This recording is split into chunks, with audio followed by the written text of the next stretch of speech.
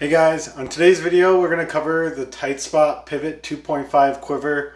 This quiver came out a couple years ago, and every picture that I post of my bow online, everybody seems to ask what quiver it is. So I figured I'd do a quick video just covering it, why I chose to go with this quiver, and the things I like and dislike about it.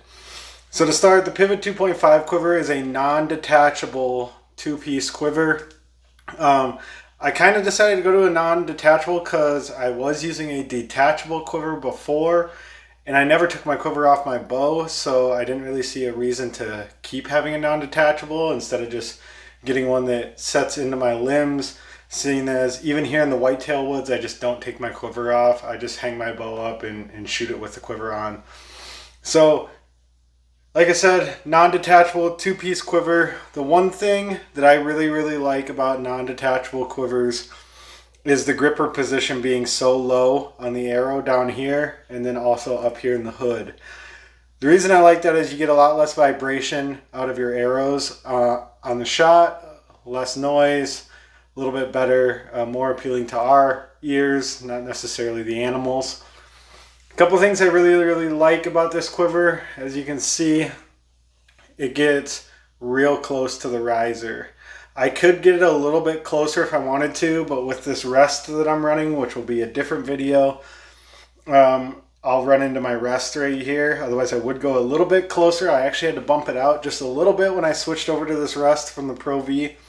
However, it sits really tight to the riser and it's super quiet. These rods are fully adjustable out and up, and they're carbon fiber. They're very quiet, easy to adjust. What I would recommend is once you get it set where you want, take these out one at a time, put blue Loctite on them and tighten them back down, because they can rattle loose. I haven't had it happen very much, but I did have it happen the first couple weeks that I had the bow. Now, another thing that does tend to come loose are the actual mounting bolts right here. I just blue Loctited those in as well and fastened them onto the riser as tight as I could get them without stripping anything or causing any damage to the riser, and they seem to be holding up just fine.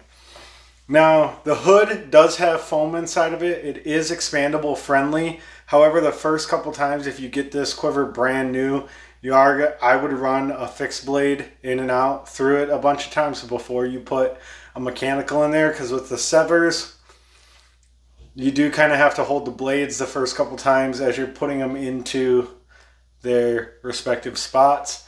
However, after a few times in and out, it's not an issue. I haven't had any problems with premature deploying or breaking O-rings, putting them in and out of the quiver.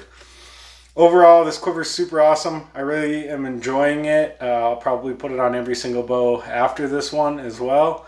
And it's a great option for the guys that don't take their quiver off or don't need a detachable quiver option. However, I would say if you are going to run this, tune your bow with the quiver on and the quiver full of arrows, maybe -1, since if you're hunting, you're not going to have one in the quiver. In the quiver, it'll be on your rest. So I would do that because it can affect how your bow tunes.